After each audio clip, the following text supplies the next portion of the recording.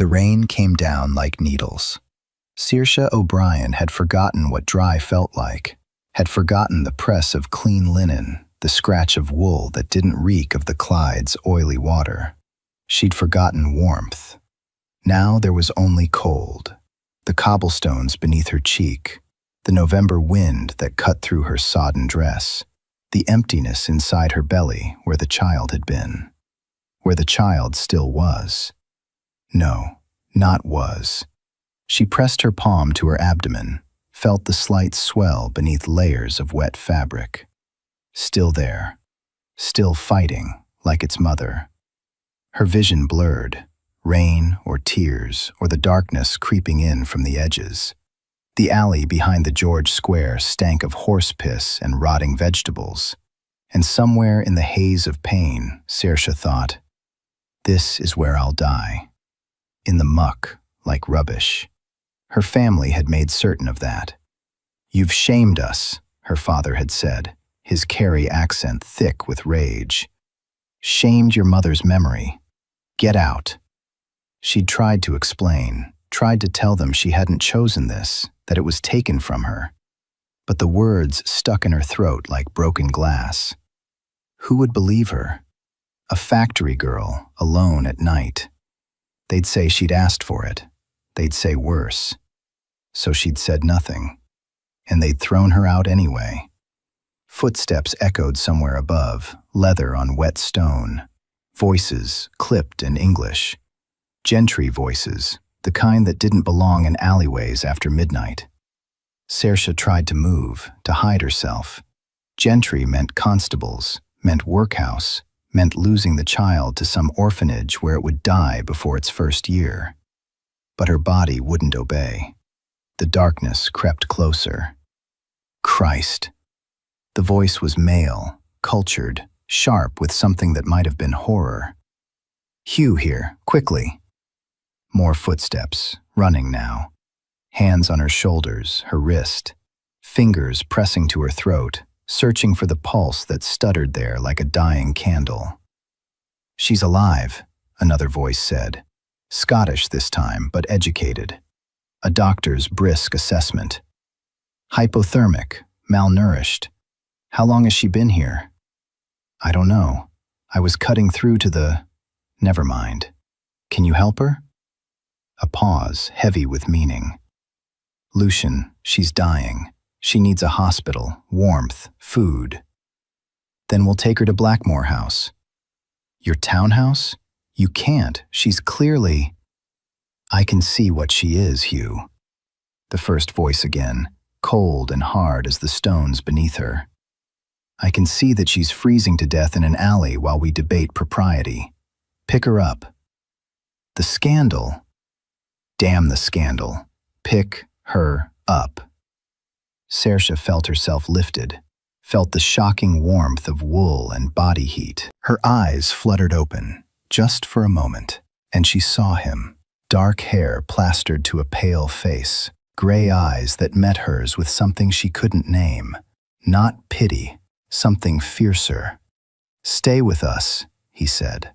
She tried to speak, to warn him that she was ruined, contaminated, not worth the risk. But the darkness won. 5 days earlier. Saoirse's hands were steady as she caught the infant. They were always steady, no matter how the mother screamed or how much blood soaked through the linens. 9 years as a midwife's apprentice had taught her that steadiness was the difference between life and death. For the child, for the mother, for her own sanity. "There now, Mrs. Campbell," she murmured, supporting the baby's head as the woman gasped and wept. A daughter. Perfect. The baby squalled, red-faced and furious, and Saoirse felt the familiar ache in her chest, joy and grief twisted together like rope. She would never hold her own child this way, never see it draw first breath in firelight and safety. "Let me see her," Mrs. Campbell sobbed, and Saoirse placed the baby on her mother's chest, watching as tentative fingers traced the infant's face. This was the moment she lived for, the transformation from pain to wonder, the proof that something good could come from suffering.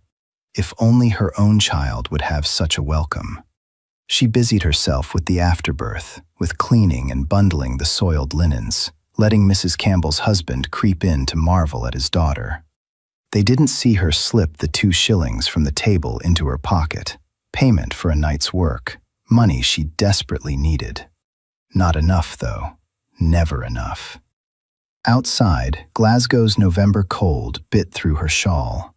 The tenement where the Campbells lived was in the Salt Market, a respectable enough area for working folk, but Saoirse's lodgings were in the Winds, the twisted, filthy lanes where cholera bred in the summer and pneumonia in the winter, where pregnant Irish girls could disappear and no one would ask questions. She walked quickly, her medical bag clutched tight. The gas lamps cast sickly yellow pools on the cobblestones, and somewhere in the darkness a drunk was singing. Badly. She was 3 streets from home when she felt it, that prickling awareness that said, "Not alone." Saoirse didn't run. Running marked you as prey. Instead, she turned down a busier street, heading toward the glow of a public house where men spilled out into the night. Safety in numbers. She could cut through to. A hand clamped over her mouth. She bit down hard, tasted blood, heard a curse. Her elbow drove back into a soft stomach, and she twisted, trying to break free. "Hold her, damn you!" 2 of them, 3. Rough hands dragging her backward into an alley, into darkness. The child, she thought wildly, the child. Someone hit her, and the world exploded into stars and pain. When she came back to herself, she was on the ground, her skirts torn, her bag emptied beside her. The men were gone. So was her money. So was something else. Something she couldn't name but felt as absence, as violation, as a scream trapped in her throat. She didn't remember walking home. Didn't remember climbing the 4 flights of stairs to her tiny room, or locking the door, or sliding down to sit with her back against it. She remembered this. I'm already carrying a child. She remembered this. They didn't know. Didn't care. She remembered this. I have to tell someone. But in the morning, when her landlady asked about the bruises, Saoirse said she'd fallen.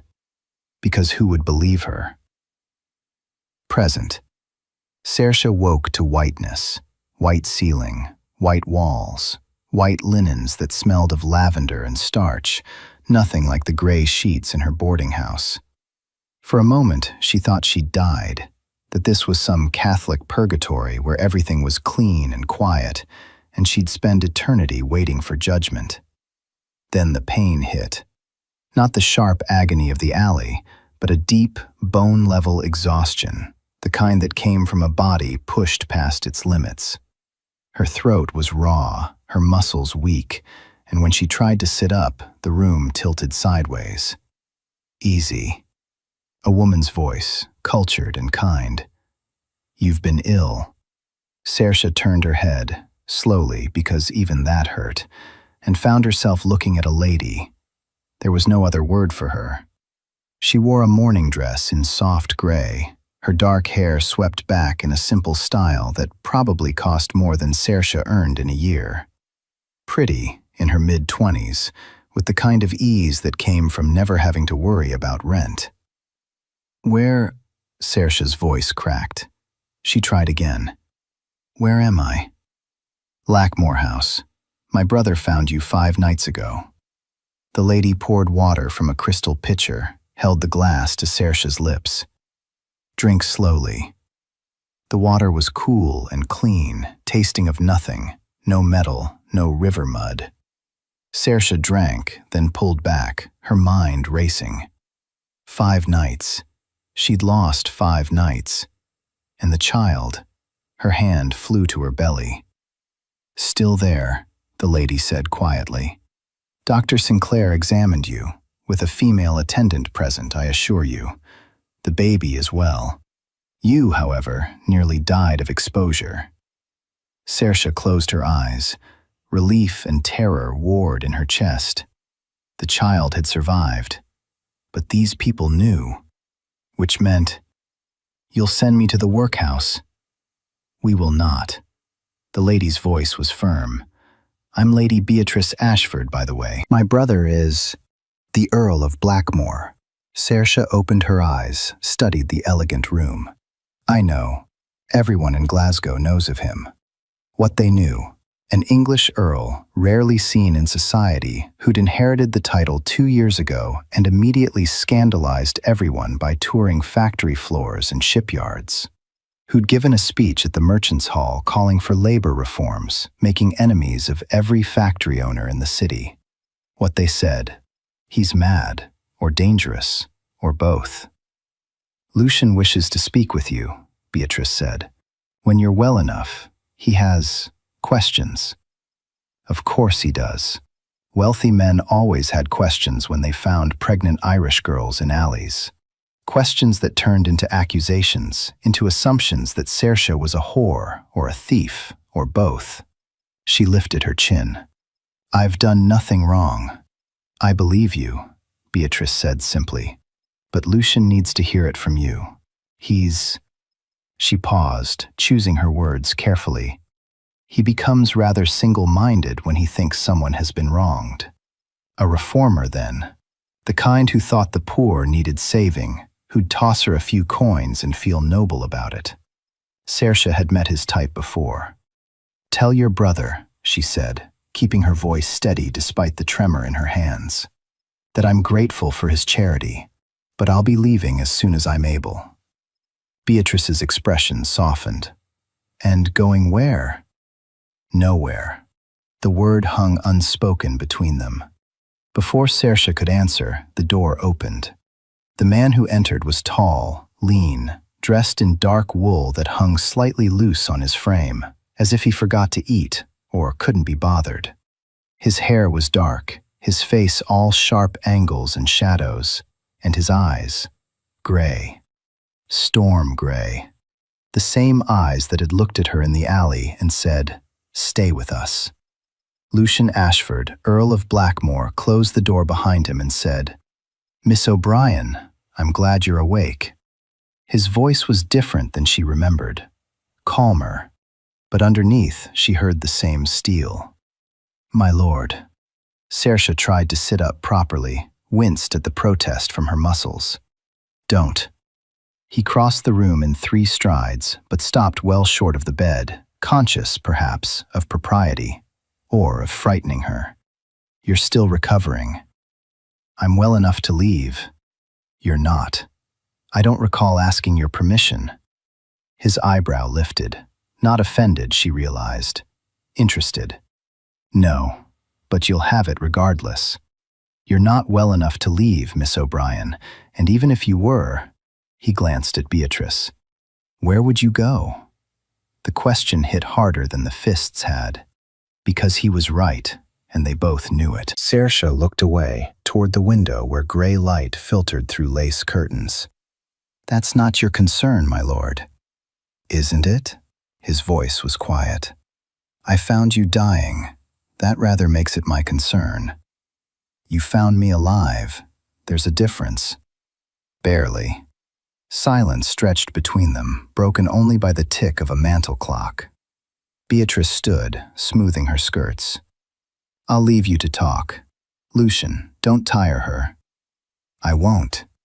But he didn't move after Beatrice left, didn't speak immediately. Instead, he studied Saoirse with an intensity that made her skin prickle. Not the lascivious assessment she'd learned to recognize, but something analytical, as if she were a problem he needed to solve.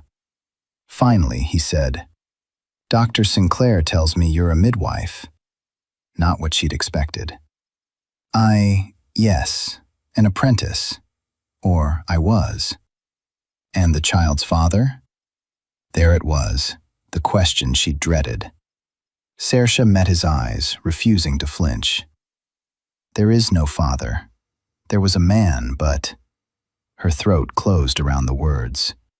Even now, even after everything, she couldn't say it. Couldn't speak the truth aloud because speaking it would make it real, would transform it from nightmare into memory. She watched his face, waiting for disbelief, for accusation. Instead, his jaw tightened. I see. Do you? The bitterness leaked through despite her best efforts. Men always say they see, but...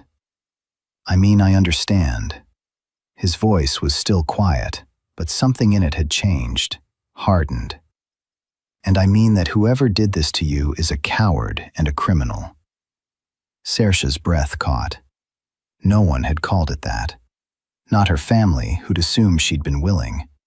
Not her friends, who'd disappeared rather than be associated with her shame. Why? The word escaped before she could stop it. Why do you care? Lucian was silent for a long moment. When he spoke, his voice was distant, as if he were seeing something beyond the room. Because I've seen what happens when no one does. The girls in the factories, the women in the workhouses. He stopped, shook his head. Everyone looks away. Everyone says it's not their concern. And so nothing changes. You can't save everyone, my lord. No. His eyes refocused on her, and something in them made her heart stutter. But I can start with one. Dr. Hugh Sinclair arrived that afternoon, all brisk efficiency and Scottish practicality. He examined Saoirse with Beatrice present, as promised, asking questions about her symptoms, her pain levels, the child's movements. He was younger than she'd expected, perhaps 35, with sandy hair and the kind of steady hands she recognized from her own work. You're malnourished, he said bluntly, and you've been under severe stress. The child is resilient, but you need rest, proper food, and... He glanced at Beatrice. Safety. I'm safe now, Saoirse said. For how long? She didn't answer. Hugh closed his medical bag with a snap. Lucian wants to help. Let him. Because he pities me. Because he's constitutionally incapable of ignoring injustice. Hugh's mouth quirked. It's rather annoying, actually, but useful if you're on the right side of it. After he left, Beatrice brought tea, proper tea in porcelain cups, and sat in the chair beside the bed. She poured with practiced grace, added sugar without asking, and said, My brother has a proposal for you. I don't want charity. It's not charity, it's employment. Beatrice handed her the cup.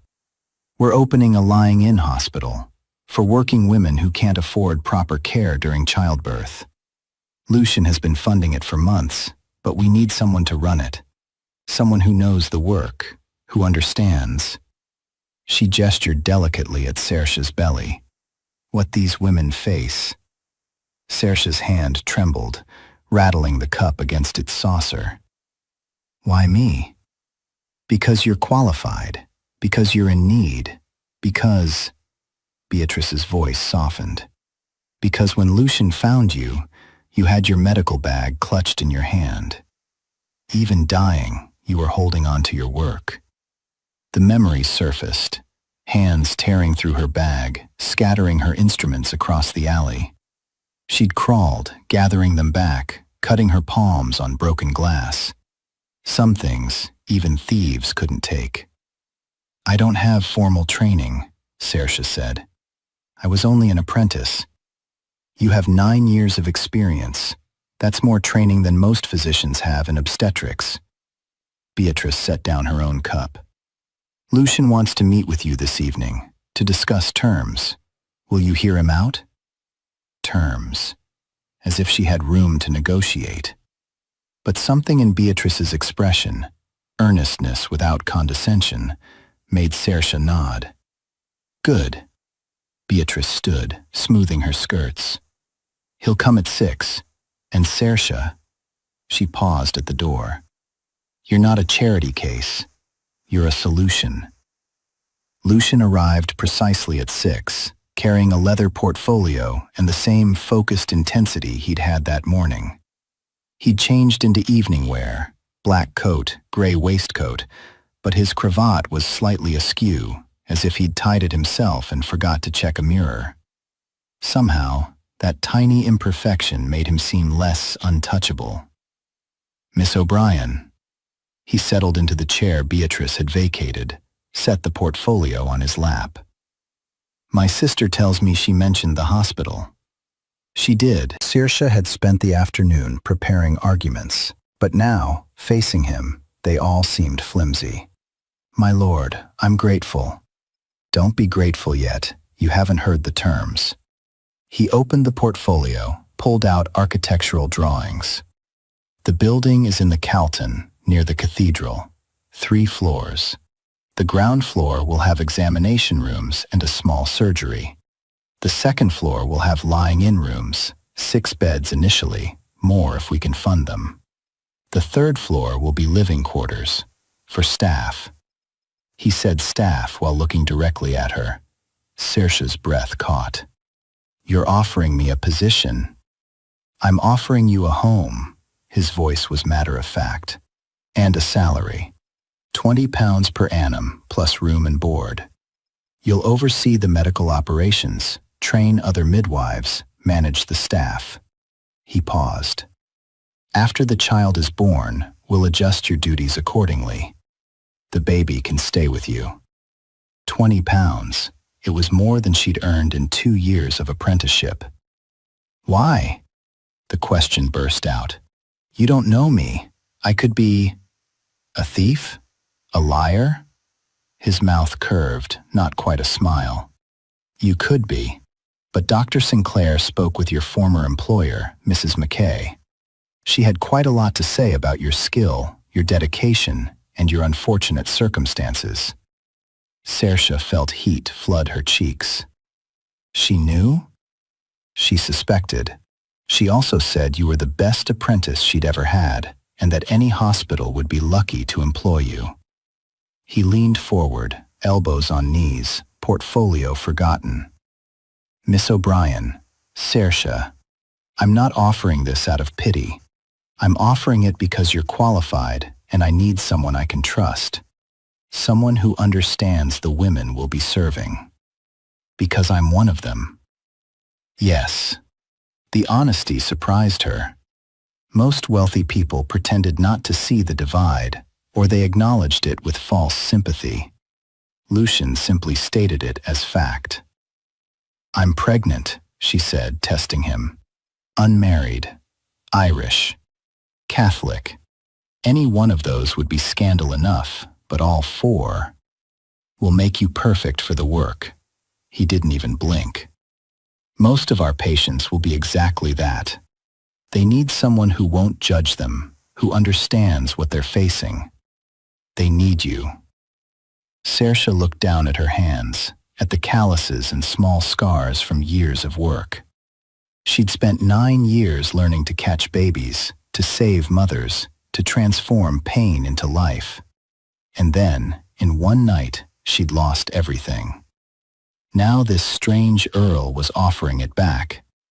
There's one condition, Lucian said quietly. There it is, the catch. What? I want to know who hurt you. The room tilted. Saoirse gripped the bedclothes, fighting the wave of nausea. Why? Because he's still out there, still a danger. Lucian's voice was gentle, but underneath she heard steel. And because if he did this to you, he's done it to others. You can't, her voice cracked. You can't prove anything. It's been weeks. It's my word against. Against? She'd said too much, revealed too much. Lucian waited, patient as stone. Finally, Saoirse whispered, I don't know his name. I never saw his face clearly. It was dark, and there were 3 of them. Not entirely true. She'd seen one face in the split second before he'd struck her. Had memorized it in the way trauma branded memories. Too vivid, too permanent. But saying his name would make it real, would force her to relive it. And she couldn't. Not yet. Lucian studied her for a long moment, and she had the uncomfortable sense that he knew she was lying. But all he said was, All right. The offer stands regardless. Think about it tonight. Give me your answer in the morning. He stood, gathering his portfolio. At the door, he paused. "For what it's worth, Miss O'Brien, I meant what I said. You're not charity. Your competence I can't afford to waste."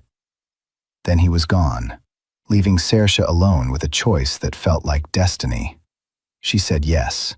Of course she said yes. What else could she do? But in the gray hours before dawn, lying in soft sheets she didn't deserve, Saoirse allowed herself a dangerous thought. What if this works? What if she could have this, the work, the purpose, the chance to help women like herself? What if the child could grow up safe, wanted, surrounded by people who didn't see it as shame? What if Lucian Ashford was exactly what he seemed? A man who wanted to change things. The thought was more frightening than despair. Because hope, Saoirse had learned, was the cruelest thing of all. The building was smaller than the drawing suggested, but somehow more real. 3 stories of gray stone, windows like watchful eyes, steps scrubbed clean despite the November sleet. A sign hung above the door, painted in plain black letters. St. Brigid's lying in hospital. Saoirse stood on the pavement, clutching her medical bag, cleaned, restocked, returned to her by Beatrice, and felt something crack open in her chest. St. Brigid, patron saint of midwives, healers, unwed mothers. She turned to Lucian, who stood beside her in a wool greatcoat that made him look like a villain from a sensation novel. "You named it for me." "I named it for what it represents." But his eyes were warm. "Shall we?" Inside smelled of fresh paint and lye soap. The ground floor was exactly as he described. 2 examination rooms flanking a central hall, a small surgery at the back with glass cabinets for instruments.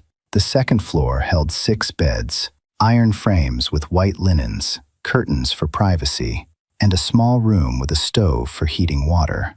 The third floor was hers. 2 rooms, a bedroom with a narrow bed and wardrobe, and a sitting room with a desk, 2 chairs, and a bookshelf. Simple, clean, safe. Through the window, she could see the cathedral spire piercing the gray sky. "It's not grand," Lucian said from the doorway. He hadn't entered, she noticed, keeping a careful distance. "But it's yours. And there's a cradle." He gestured to the corner where a wooden cradle waited, unadorned but solid, for later. Saoirse set down her bag with trembling hands. "When do we open?" 2 weeks. That gives you time to recover, to hire staff if you need them, he paused, to settle in. "I don't need 2 weeks. Dr. Sinclair says you do." "Dr. Sinclair isn't pregnant." Lucian's mouth twitched. "No, but he's a physician, and I'm inclined to trust his judgment." He moved into the room, but stopped several feet away, close enough to speak quietly, far enough to be proper. "Saoirse, you nearly died. You don't have to prove yourself immediately." "Don't I?" She turned to face him. "You're paying me £20 and giving me a home. The least I can do is survive."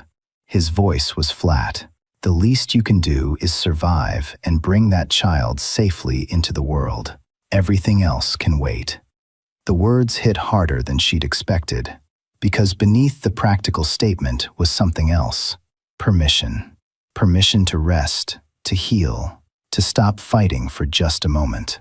When had anyone given her that? "I'll hire staff," she said, changing the subject before the tears could come.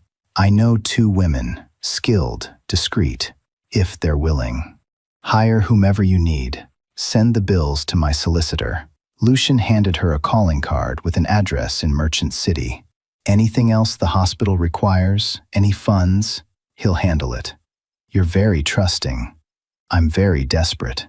But he smiled as he said it, and for the first time, Saoirse saw what lay beneath the sharp edges. Genuine warmth. "I've been trying to open this hospital for 8 months. Every physician I approached either dismissed the idea or demanded an exorbitant salary. You're the first person who seems to actually care about the work." "Because I've lived it." "Yes," he met her eyes. "And because you're still here. Despite everything, you're still fighting." That's the kind of strength these women will need. The praise made her uncomfortable, too heavy for her shoulders. She looked away, toward the window. "My lord, Lucian." "What?"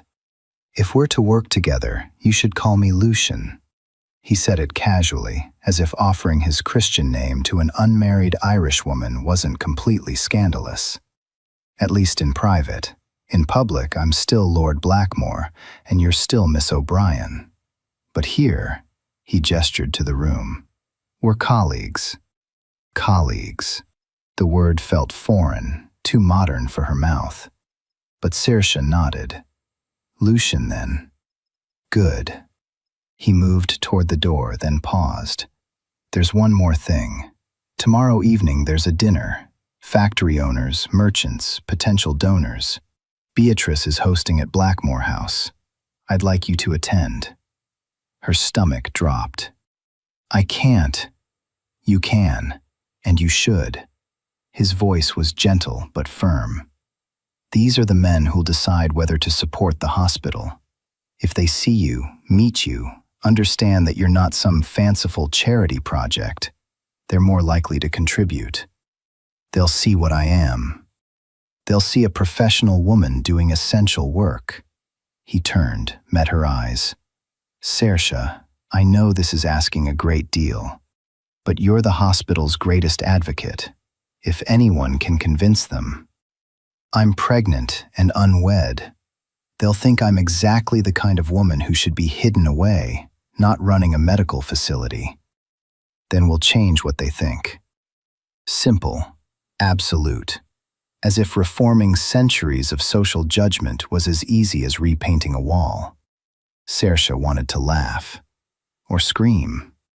"You're mad," frequently accused. He smiled, a real smile this time, one that transformed his sharp face into something almost boyish. "But not incorrect. Will you come?" She should refuse, should hide away as expected, stay quiet and grateful and small. But something in his certainty, his utter conviction that she deserved to be seen, made her reckless. "I'll come." Beatrice arrived the next morning with a dressmaker. "Don't argue," she said, sweeping into Saoirse's tiny sitting room with the authority of someone who'd never been told no. "You need something suitable for this evening, and we have exactly—" She checked the pendant watch at her waist. 8 hours. The dressmaker, a sharp-eyed Scotswoman named Mrs. Abernathy, circled Saoirse like a general surveying troops. "The condition is obvious," she said bluntly. "We'll need an empire waist, soft draping, nothing constrictive." "I don't want to hide it," Saoirse heard herself say. Both women stared. "I mean," she faltered, then forced herself on. "I mean if we're trying to make a point, to show that women like me deserve care and dignity, then hiding my condition seems counterproductive." Beatrice's face lit with fierce approval. "Exactly. Mrs. Abernathy, can you create something elegant but honest? Something that makes a statement?" "I can make anything, Lady Beatrice. The question is whether your brother's nerves can survive the scandal." "Lucian's nerves," Beatrice said dryly, "are the least of our concerns." The dress they created was blue, deep midnight blue that made Saoirse's dark hair look like ink and her pale skin luminous. The neckline was modest, the sleeves long, but the empire waist emphasized rather than hid her pregnancy. It was beautiful and bold and absolutely terrifying. "You look," Beatrice said, adjusting the silver ribbon at Saoirse's waist, "like someone who matters." Saoirse touched the soft fabric, felt its whisper against her skin. She'd never worn anything so fine, never stood in a mirror and seen someone who looked like she belonged. It felt like armor, and she would need every bit of it. Blackmore House was everything Saoirse had imagined and nothing she'd prepared for. Not the elegance, she'd expected that, the glittering chandeliers and silk wallpaper and servants moving like silent shadows. But the warmth surprised her. Fresh flowers on every table, fires blazing in the hearths, the kind of lived-in comfort that money could buy, but care created. Lucian met her in the entrance hall, dressed in black evening wear that fit perfectly. Someone had clearly supervised this time. His eyes widened when he saw her, traveled from her face to her dress to the obvious swell of her belly, and she watched him decide in real time not to pretend. "You look formidable," he said. "I look pregnant." "That too." A smile ghosted across his mouth. "Come, let me introduce you to Glasgow's elite. Try not to terrify them too much." The drawing room was full of men, and their wives, arrayed like decorative afterthoughts. Saoirse recognized the type. Merchants who'd made fortunes in cotton and tobacco, factory owners whose profits depended on cheap labor, the city's rising middle class who hungered for aristocratic approval. They'd eat her alive. Lucian's hand settled at the small of her back, proper, careful, but grounding. "Gentlemen, ladies, may I present Miss Saoirse O'Brien. She'll be directing operations at St. Brigid's." The silence was deafening. Then a man stepped forward, portly, florid, expensive waistcoat straining across his belly. "O'Brien, you say? Irish?" "I am," Saoirse said evenly. "And you're—" His eyes dropped to her stomach, rose again with poorly concealed disgust. "In charge of this hospital?" "I'm in charge of ensuring that women receive competent medical care during childbirth, yes." "But you're—" "Unmarried and expecting," Saoirse finished, lifting her chin. "Which gives me unique insight into the challenges our patients will face. I've worked as a midwife's apprentice for 9 years, attended over 200 births, and I care deeply about reducing maternal and infant mortality. Do you have similar qualifications, Mr. Hutchinson?" he sputtered. "Robert Hutchinson. I own 3 cotton mills." "How lovely for you." Saoirse smiled with all her teeth. "Perhaps your wife might benefit from St. Brigid's services, should she find herself with child." Mrs. Hutchinson, a pale, nervous creature, looked like she wanted to disappear into the wallpaper. Beside her, Saoirse felt rather than saw Lucian's amusement. Another man approached, younger, with calculating eyes. "Forgive my colleague's rudeness, Miss O'Brien. I'm James Carlyle. My family trades in shipping." He paused. "I understand Lord Blackmore is personally funding this venture. Quite generous of him." The emphasis on personally carried weight. Translation: "Why is an earl wasting money on Irish whores?" "Lord Blackmore recognizes," Saoirse said carefully, "that maternal mortality is a solvable problem. With proper care, clean facilities, and skilled attendants, we can save lives. Hundreds of lives. Surely that's worth supporting. If these women simply conducted themselves properly—" "Mr. Carlyle," her voice was ice, "I was raped by 3 men in an alley. Please explain what proper conduct I should have employed to prevent that." The silence that followed was absolute. Several women gasped. The men looked everywhere except at her. Mrs. Hutchinson had gone white as chalk. Only Lucian didn't flinch. His hand at her back pressed slightly, not restraining but steadying. A silent message: "I'm here." James Carlyle recovered first, his face carefully neutral. "I apologize, Miss O'Brien. I spoke thoughtlessly." "You spoke truthfully." Saoirse met his eyes. "You believe that women in my position have brought shame upon themselves, that we deserve whatever happens to us. But I'm asking you to consider, what if you're wrong? What if the shame belongs to the men who hurt us, not the women who survived? And what if, by supporting St. Brigid's, you could help ensure that other women don't face the choice between death in an alley or the workhouse?" She could feel every eye on her. judgment and curiosity, and something that might have been respect. Carlyle's jaw worked. Then, "How much does the hospital need?" It was Lucian who answered. £500 annually to start. More if we expand. "Put me down for 50. Carlyle's voice was gruff. "Per year."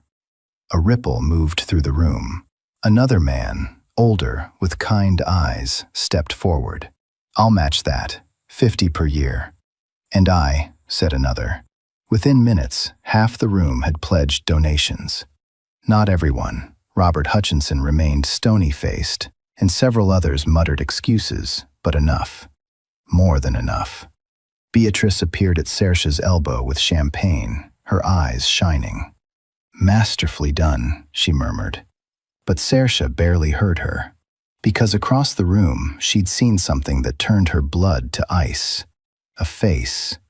Broad, ruddy, with small eyes and a cruel mouth. The man from the alley. She knew him, remembered him from the split second before darkness, his laughter as he held her down, the reek of whiskey on his breath. He was here, in Lucian's drawing room, wearing fine clothes and drinking expensive wine, as if he hadn't destroyed her life. Saoirse's vision tunneled. She couldn't breathe, couldn't think. "Miss O'Brien?" Lucian's voice, sharp with concern. "What's wrong?" She tried to speak, but no words came. Only recognition, horror, rage. The man turned, met her eyes across the room, and smiled. Lucian knew something was wrong the moment Saoirse went rigid beside him. He'd felt her relax during the dinner, had watched her transform from terrified girl to formidable advocate, and he'd felt something dangerous kindle in his chest. Pride, admiration, something warmer he refused to name. But now she was frozen, her face drained of color, her breath coming in short gasps. "Saoirse." He kept his voice low, turned to block her from the room. "What happened?" "Him." The word was barely audible. "That man, over there." Lucian followed her gaze. "Edmund Payne? The foreman from Hutchinson's mill?" Her voice broke. "He was there, in the alley. He was one of them." The world tilted. Lucian had spent 2 years investigating labor abuses, had documented child injuries in 16-hour shifts and wages too low to live on. He'd thought himself immune to shock, armored by statistics and righteous anger. But this, seeing the terror in Saoirse's eyes, knowing the man who'd hurt her was standing in his drawing room, smiling. Something cold and lethal settled in his chest. "Are you certain?" he asked, though he knew the answer. "Yes." She was shaking now, trembling like a leaf. "I'm certain." "All right." Lucian cupped her elbow, guided her toward the door. "Beatrice, if you'll excuse us." But Beatrice had already moved to intercept them, her face sharp with concern. "What do you need?" "Get her upstairs. Private room. Send for Hugh." "Lucian." "Now." Beatrice took Saoirse's other arm, murmuring reassurances, and together they slipped from the room. Lucian watched them go, felt the absence like a wound, then turned back to face the gathering. Edmund Payne was laughing at something Hutchinson had said, his broad face flushed with wine and self-satisfaction. Lucian crossed the room in 6 strides. "Mr. Payne." The foreman turned, still smiling. "My lord, excellent dinner. Your sister has quite a talent for—" "Step into the library, now." The smile faltered. "I'm sorry?" "The library." Lucian's voice was pleasant, conversational. Only the fury in his eyes betrayed him. "Unless you'd prefer we have this conversation publicly?"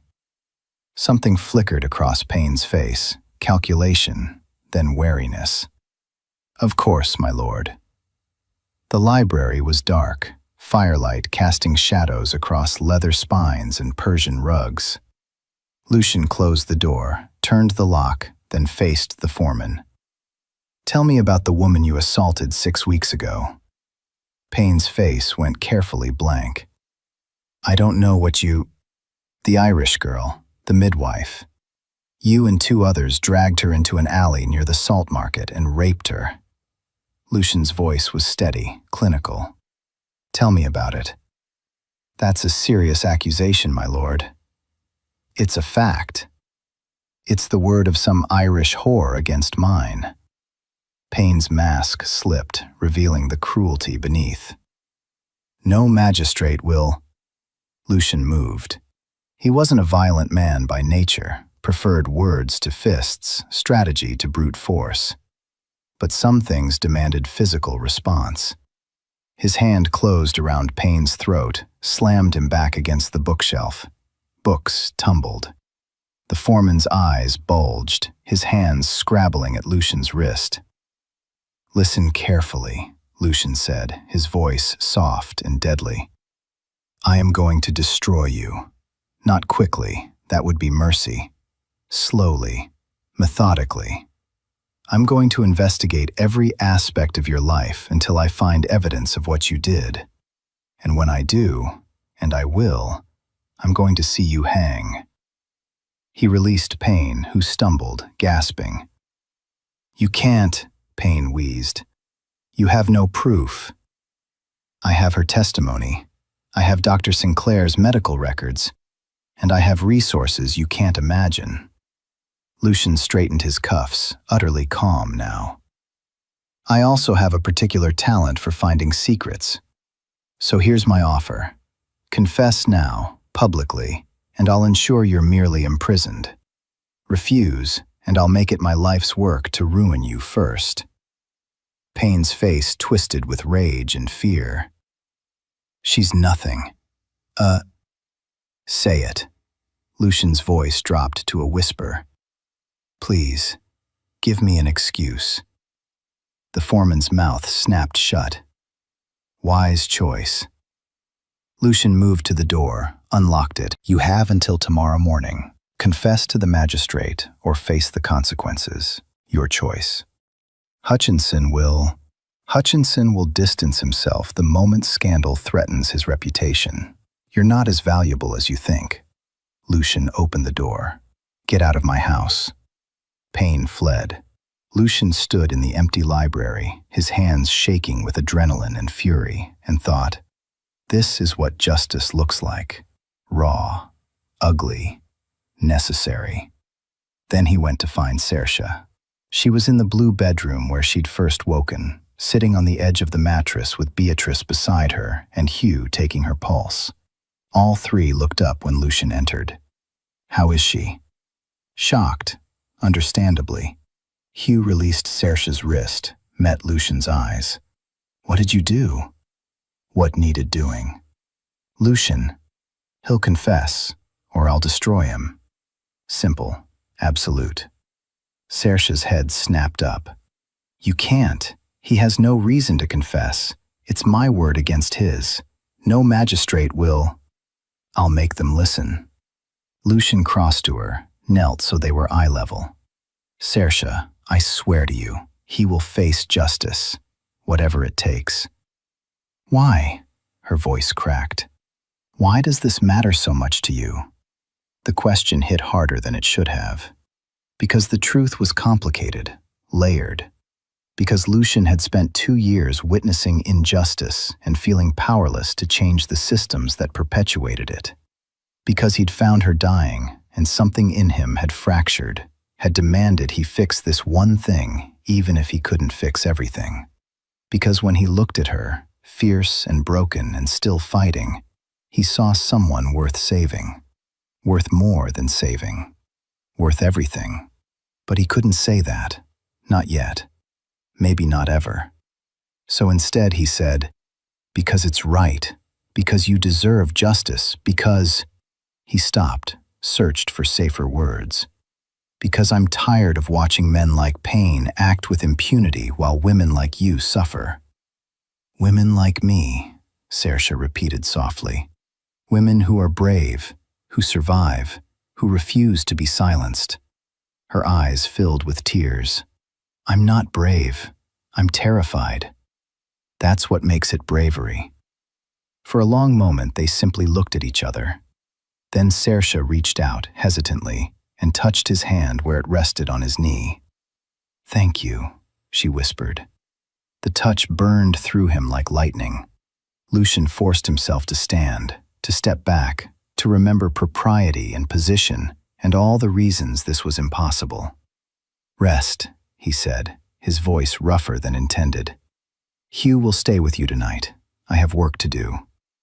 "What work?" "Ensuring Payne keeps his appointment with justice." He left before she could argue, before he could do something foolish like promise her the world. Because that's what he wanted to do. Give her the world, and himself with it. Edmund Payne did not confess. Instead, he disappeared. Lucian discovered this at dawn, when his runner returned from the salt market with the news. Payne's lodgings were empty, his possessions gone, his landlord claiming he'd left in the night. "Coward," Lucian muttered, pacing his study. "He's run." "Can we find him?" Hugh asked from his position by the fire. "Eventually. But without a confession, without him here to charge." Lucian slammed his hand on the desk. "It's not enough. Her testimony alone won't convict, and the other men, we don't even know who they were." "So that's it? He escapes?" "No." Lucian's voice was flat. "Absolutely not." He spent the next week becoming a man possessed. He interviewed workers from Hutchinson's mill, looking for anyone who'd witnessed Payne's violence. He hired investigators to trace Payne's movements. He consulted with magistrates, barristers, anyone who might help him build a case. And slowly, painfully, a pattern emerged. Payne wasn't a first-time offender. He'd assaulted women before, mill girls mostly, who'd been too afraid to report him. One had tried. She'd been fired and blacklisted. Another had simply disappeared. Lucian documented everything. And then he went to Robert Hutchinson. "You're accusing my foreman of rape." Hutchinson's face was purple with rage. "Based on the word of some Irish?" "Based on the testimony of 6 women, 4 of whom worked in your mill." Lucian laid the documents on Hutchinson's desk, each page a careful record of assault, intimidation, and systemic violence. "You employed a predator. You gave him authority over vulnerable women. And when they tried to speak up, you silenced them." I didn't." "You did." Lucian's voice was ice. "Through negligence or malice, you enabled this. So here's what's going to happen. You're going to fund St. Bridget's Hospital. £100 per year, in perpetuity. You're going to implement protections for women in your mills, chaperones, reporting procedures, consequences for abuse. And you're going to publicly support the search for Edmund Payne." "Or what?" "Or I publish this." Lucian tapped the documents. "Every sordid detail. And I use my seat in the House of Lords to push for legislation protecting factory workers, which will cost you far more than £100. Hutchinson stared at him, calculation warring with fury. "You're blackmailing me." "I'm offering you a chance to do the right thing. For once." The silence stretched. Finally, Hutchinson said, £100 per year. But I want assurances that these accusations remain private."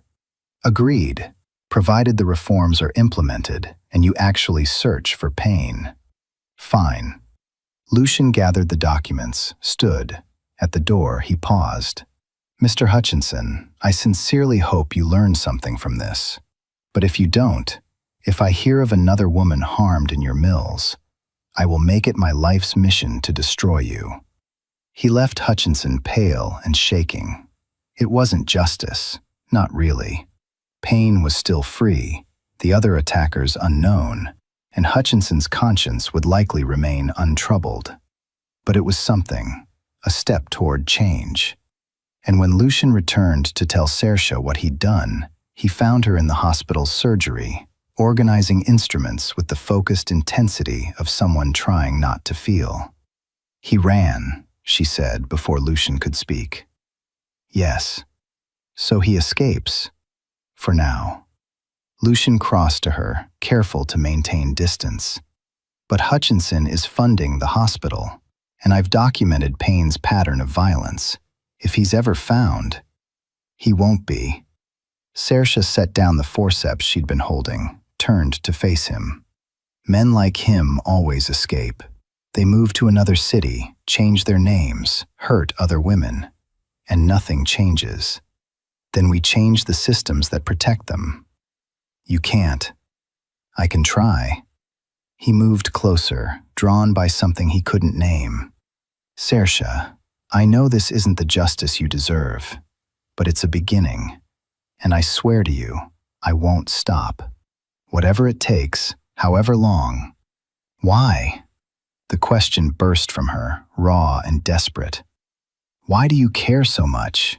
What am I to you that you'd risk your reputation, your position?" "Your..." "Everything." The word hung unspoken between them. "Someone who deserves better, who deserves safety, dignity, justice. And..." He stopped, swallowed. "And I can't stand the thought of living in a world where men like Payne act with impunity while you suffer. That's the world we have. Then let's build a better one." Saoirse laughed, but it sounded like crying. "You're an idealist."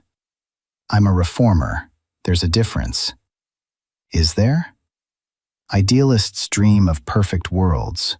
Reformers fight for better ones, one small change at a time." He reached out slowly, giving her time to pull away. When she didn't, he took her hand. The first time he'd deliberately touched her beyond necessity. Her skin was warm, her fingers calloused from work. St. Bridget's is one change. Hutchinson's reforms are another. And if we keep pushing, keep fighting, we'll still lose more than we win. Probably. He squeezed her hand gently. "But we'll win sometimes, and those victories will save lives." She looked down at their joined hands, at the physical proof of connection. When she spoke, her voice was barely audible. "I'm beginning to believe you." "Good." Lucian released her hand, reluctantly, and stepped back. "Because we open in 3 days, and I need you fierce, not despairing." 3 days? Saoirse's eyes widened. "But I haven't finished." "You've done more than enough. The staff is hired, the supplies are stocked, and..." He smiled. "We already have 5 women waiting for appointments." 5? Word spreads quickly. His smile widened. "Apparently, the story of an unmarried Irish midwife telling off Glasgow's elite has made you something of a legend." Saoirse flushed. "I didn't..." "You did, and it was magnificent." Lucian moved to the door, then paused. "Saoirse, I know the past week has been difficult, but I want you to know you're not alone. Whatever you need, whatever support..." "Lucian." She said his name carefully, as if testing its weight. "Thank you for everything. For..." Her hand moved to her belly, protective. "For giving us a future." The gratitude in her eyes was almost painful. Because Lucian didn't want her gratitude. He wanted everything. Her trust, her smile, her fierce spirit and sharp wit, and the way she looked at him sometimes, as if he might actually be the man she needed. But wanting was dangerous. Wanting led to mistakes, to crossing lines that couldn't be uncrossed. So he simply nodded, said, "You're welcome," and left before he could do something foolish, like tell her the truth.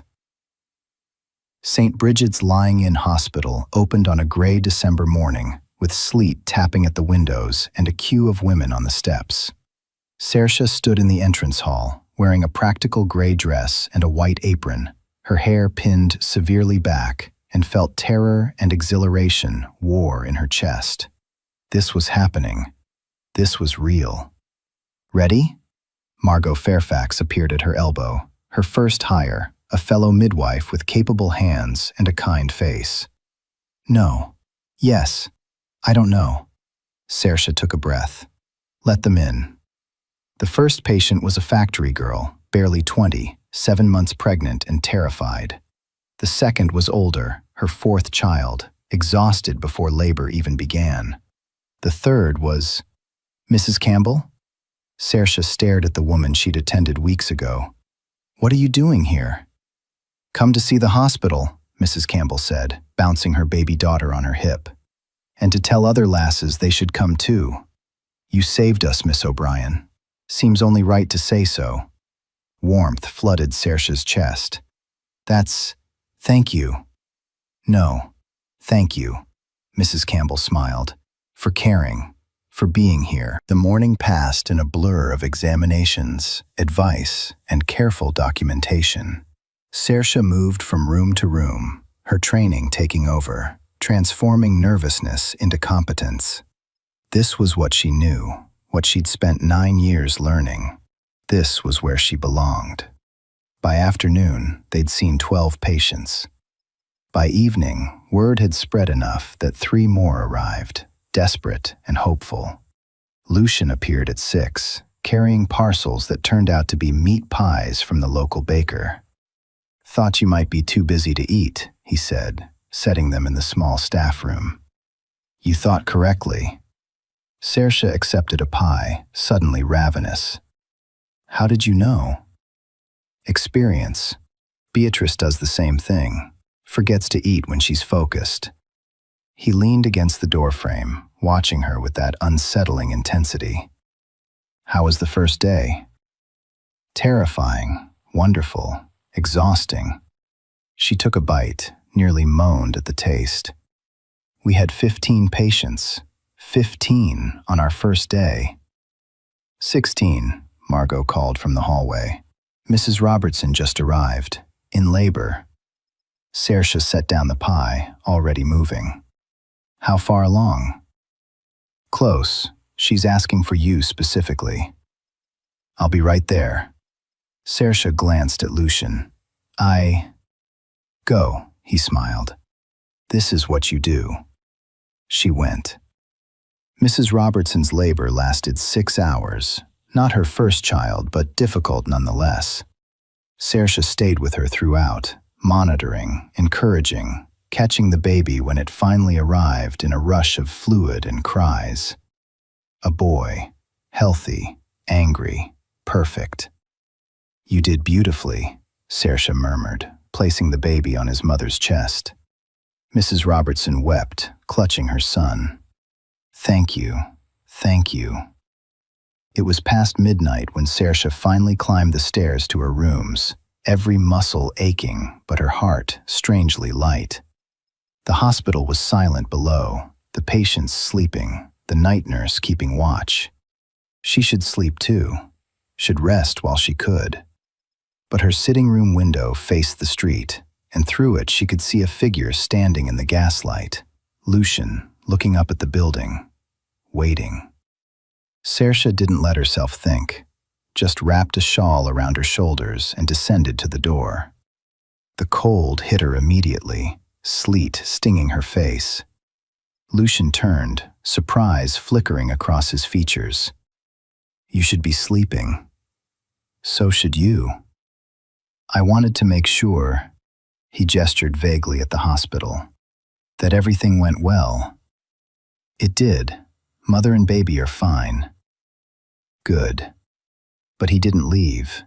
Neither did she. They stood in the sleet, 2 people who should have been inside, and Saoirse felt something shift between them, awareness crystallizing into possibility. Lucian, she said quietly, why are you really here? For a long moment, he didn't answer. Then, because I needed to see you, to know you were all right. I'm all right. Are you? His eyes searched her face. Because I keep thinking about what happened, about pain, about... He stopped, shook his head. I can't stop thinking about you. The admission hung between them, fragile and terrifying. Saoirse should step back, should maintain the careful distance they'd established, the professional boundaries. Instead, she moved closer. "I think about you too," she whispered. Something flared in his eyes: hope, hunger, fear. "Saoirse, I can't. We can't." "I know." She did. Knew all the reasons this was impossible: his title, her situation, the scandal it would cause. "But I wish." "So do I." The sleet fell harder, soaking them both, and somewhere in the night a church bell tolled one. Lucian reached out, his hand cupping her face with heartbreaking gentleness. "You've become," his voice roughened, "essential. To the hospital, to the work, to me, unspoken." Saoirse leaned into his touch, letting herself have this moment. "You saved my life. You're saving others." His thumb traced her cheekbone. "That's worth infinitely more." "Not to me." They were too close now, his breath visible in the cold air, her heart hammering against her ribs. If he just... Lucian pulled back. "You should go inside. You'll catch your death." The moment shattered. Saoirse nodded, wrapped the shawl tighter. "Good night, Lucian." "Good night." She was at the door when he called her name. "Yes? I'm glad you're here. Alive, safe, doing this work." A pause. "I'm just glad." The simple words carried more weight than poetry. Saoirse smiled through the darkness. "So am I." Then she went inside, leaving him in the sleet, and let herself feel the dangerous warmth spreading through her chest. Hope. Again. Winter deepened, and St. Bridget's thrived. By January, they'd attended 40 births, an astonishing number for a new hospital. By February, they'd hired a third midwife and were planning expansion to the building next door. And through it all, Lucian was there. Not constantly. He had parliamentary duties, estate business, a life beyond the hospital. But he visited weekly, sometimes more. Brought supplies they needed, donated books for the small library they were building, listened to Saoirse's ideas with genuine interest. They talked. About medicine, about reform, about everything and nothing. And slowly, carefully, something grew between them. Friendship edging toward something neither dared name. In March, Saoirse's child quickened. She felt it during an examination, that first flutter of movement like wings against her palm. For a moment, the world stopped. Just her and the life inside her, real and present and miraculous. Later, she told Lucian. They were in her sitting room, more proper with Margot downstairs, but still dancing at the edge of scandal, reviewing budgets when the words spilled out. "The baby moved today." Lucian looked up from the ledger, his eyes going soft. "Did it?" "Like butterfly wings." She touched her belly, unconscious of the gesture. "I know it's been moving for weeks, but this was the first time I really felt it. The first time it seemed..." She struggled for words. "Real." "May I?" He gestured toward her stomach. Saoirse's breath caught. It was crossing a line, intimate in a way their careful conversations weren't. But she nodded. Lucian crossed to her chair, knelt beside it, an earl on his knees for an Irish midwife, and placed his palm against the swell of her belly. His hand was large, warm through the fabric of her dress. They waited, and then, there, the smallest flutter against his palm. Lucian's face transformed, wonder, pure and unguarded. "That's a person." Saoirse covered his hand with hers. "A whole person, just waiting." "It's extraordinary." They stayed like that, his hand on her belly, hers on his, and Saoirse felt something crack open in her chest, not breaking, but blooming. She was falling in love with him. Had been, perhaps, since the moment he'd said, "Stay with us," in the alley. Since he'd looked at her belly and seen life instead of shame. It was foolish, impossible, doomed, but undeniable. Lucian, the door burst open.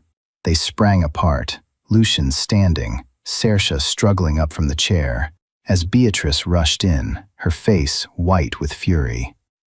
"You need to see this." She thrust a newspaper at Lucian. "They published. The bastards actually published." Saoirse's stomach dropped.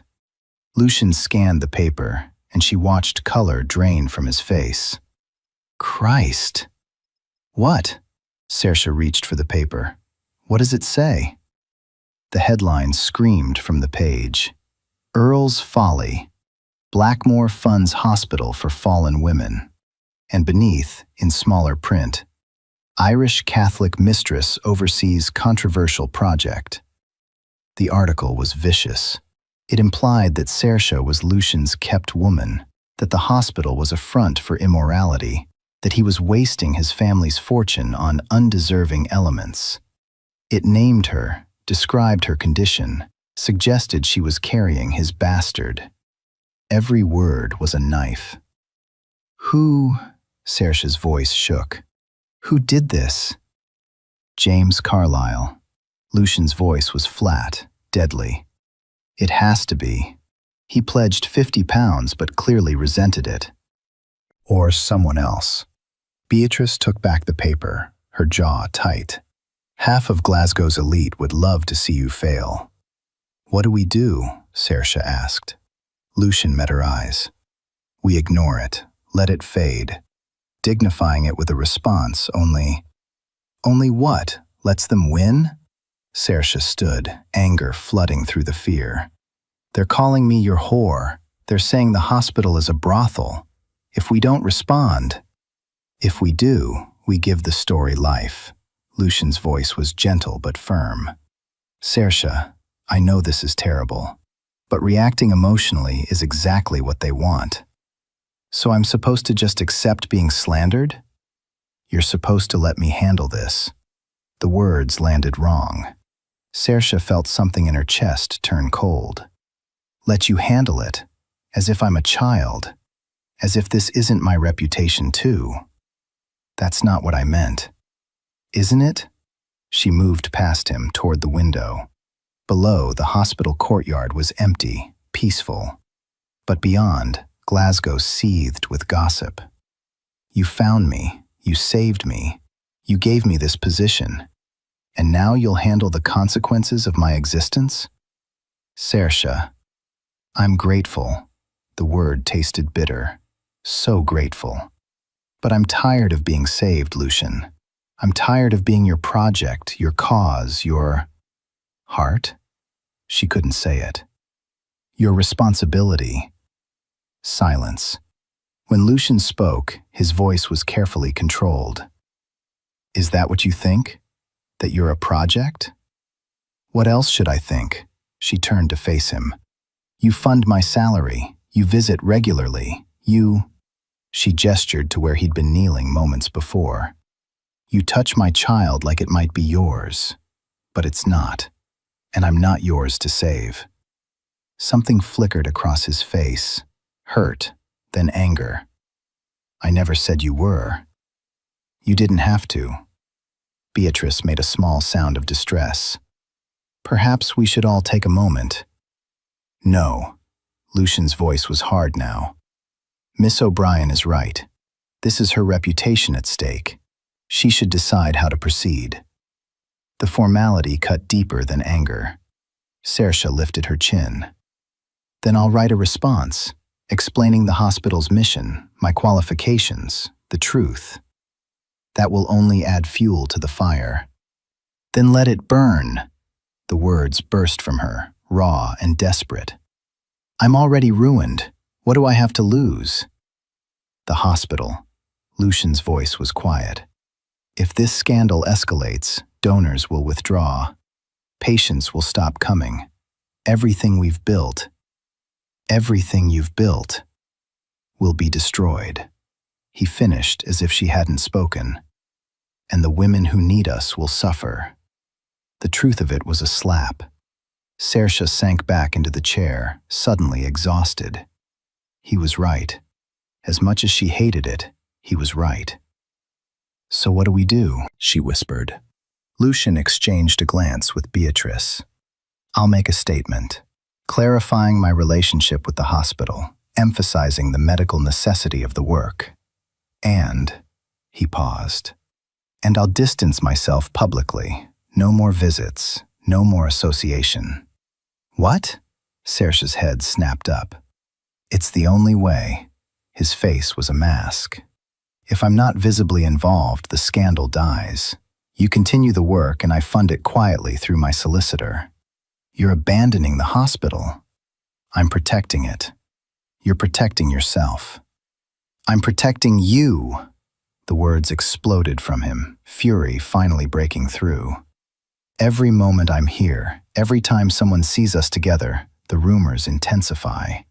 If I truly care about this hospital, about you, then I need to step back." The admission hung between them, too much and not enough. Saoirse stood, moved until they were inches apart. "I don't want you to step back."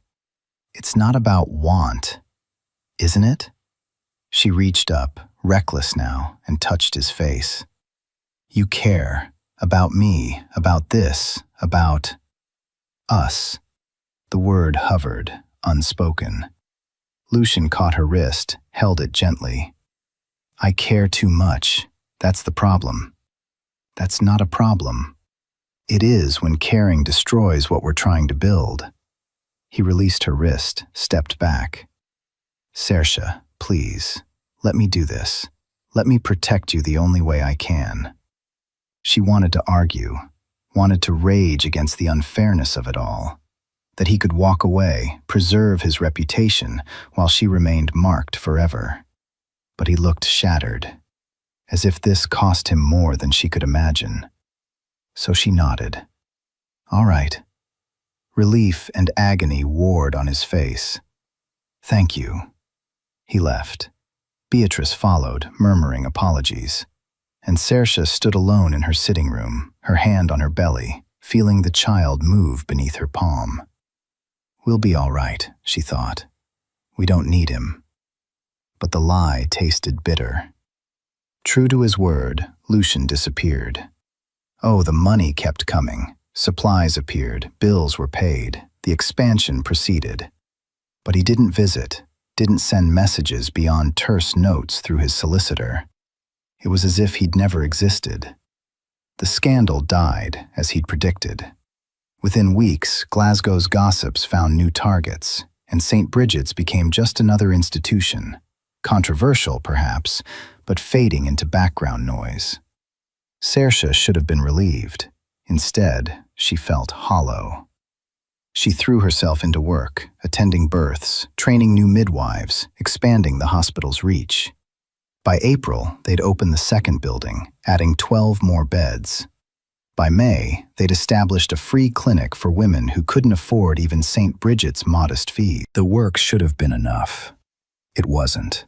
Because every success felt incomplete without someone to share it with.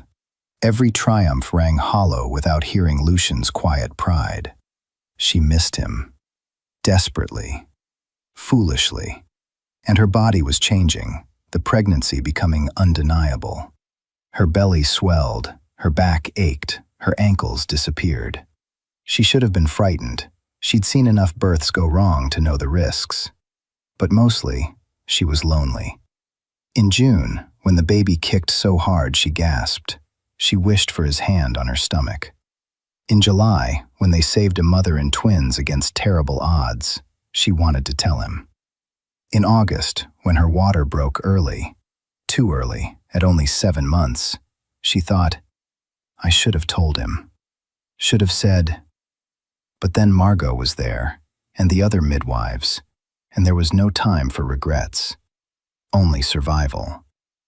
The labor was brutal. Hours of pain that blurred together, Saoirse's body betraying her just as everyone always said it would. She heard herself screaming, heard Margot's calm voice saying, almost, almost. Heard Dr. Sinclair, summoned by someone she didn't know who, ordering instruments she recognized. Too early, her mind chanted. Too small, won't survive. But then, pressure, tearing, relief, and a baby's cry. Weak, but there. A daughter, Margot said, wonder in her voice. Saoirse, you have a daughter. Through the haze of exhaustion, Saoirse felt the tiny weight placed on her chest. So small. Barely 5 pounds, skin translucent, but breathing. Alive. She touched the baby's face with trembling fingers, counted tiny fingers and toes, and felt love slam into her chest like a physical blow. Hello, she whispered.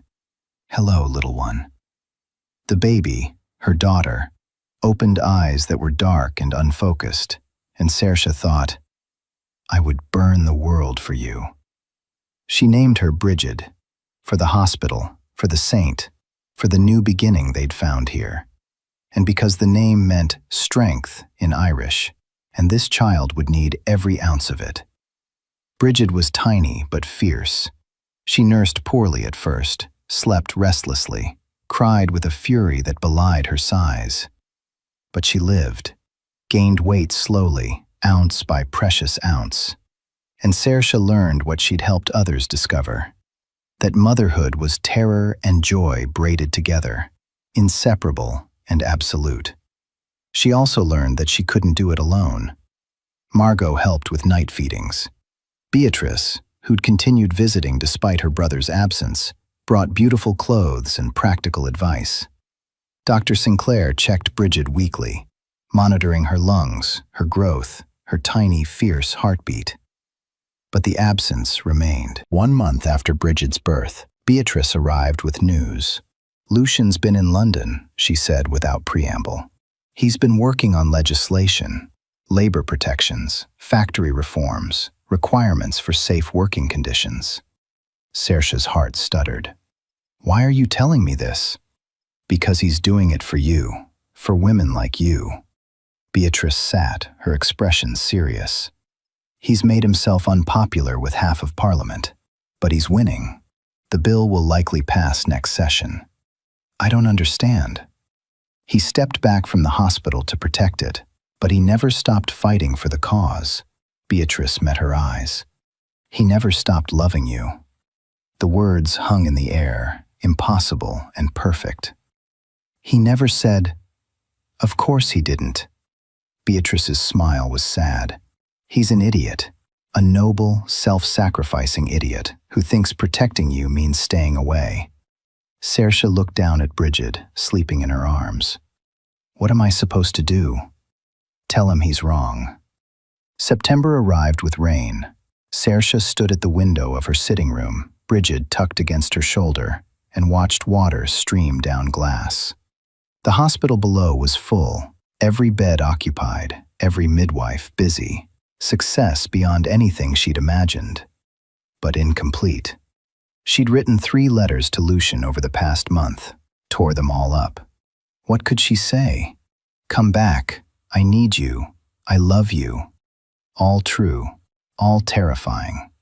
But Beatrice's words echoed. Tell him he's wrong. So Saoirse did what she'd learned to do in the alley, in the hospital, in labor.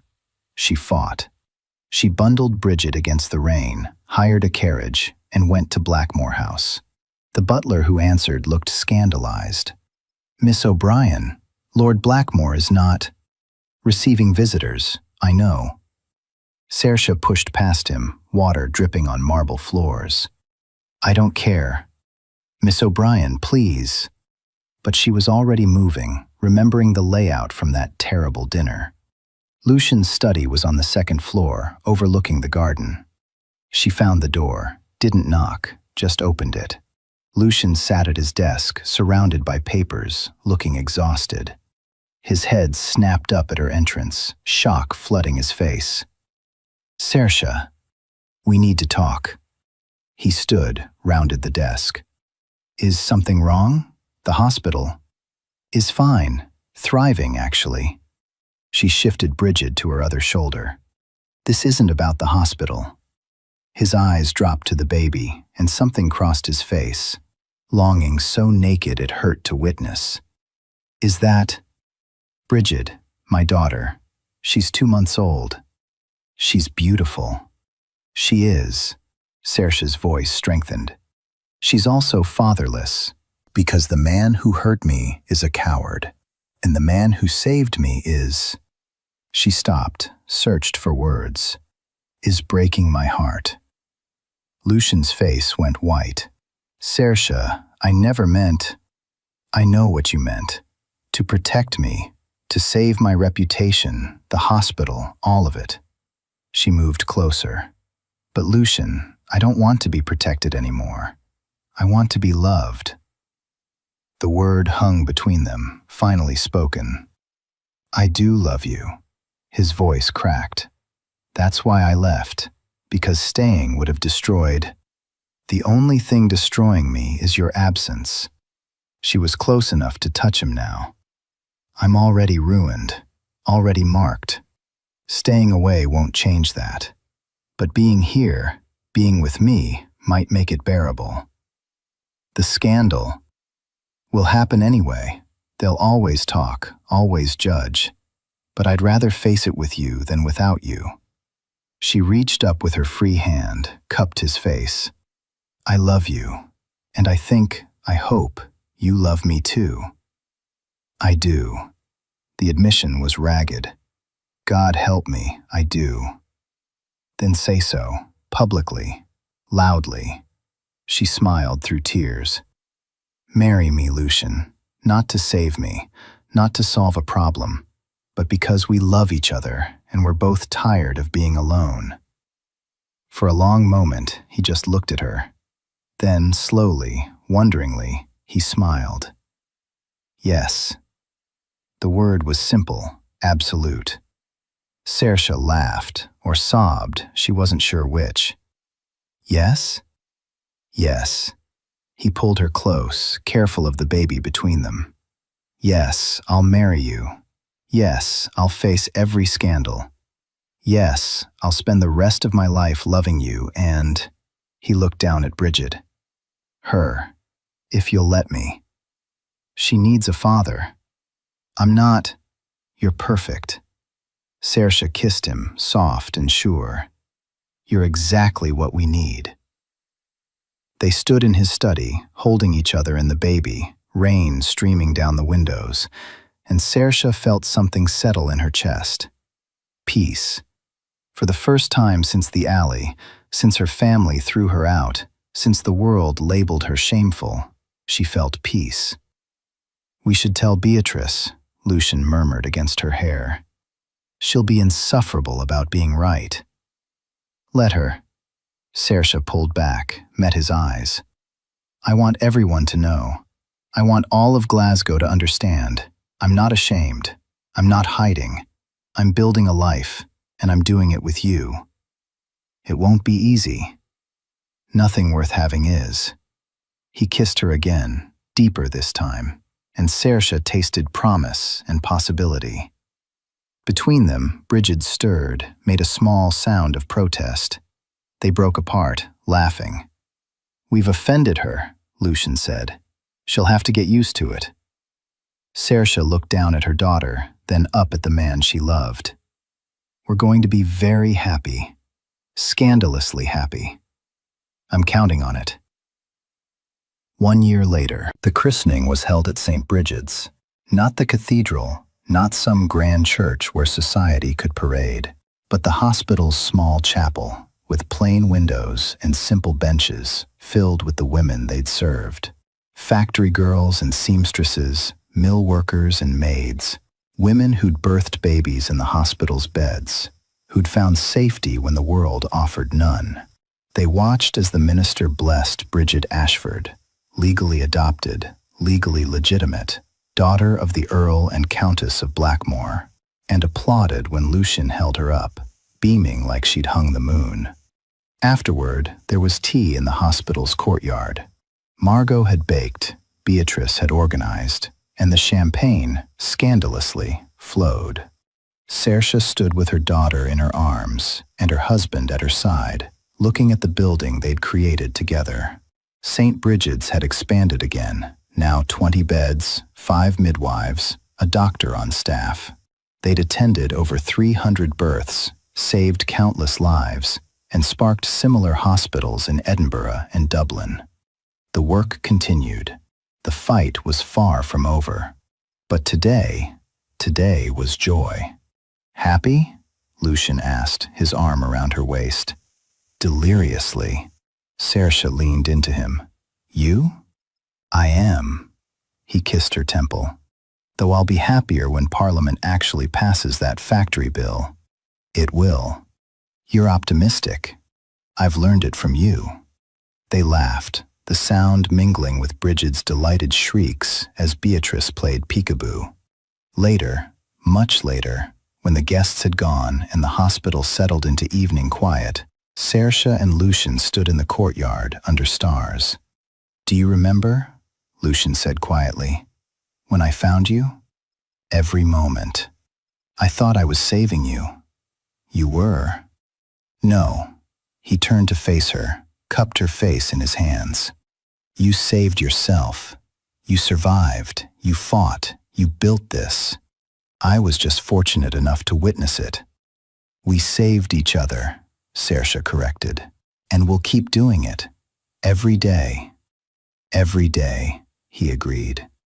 They kissed under Glasgow's smoke-stained sky, and somewhere inside the hospital, a baby cried. New life, new beginnings, always.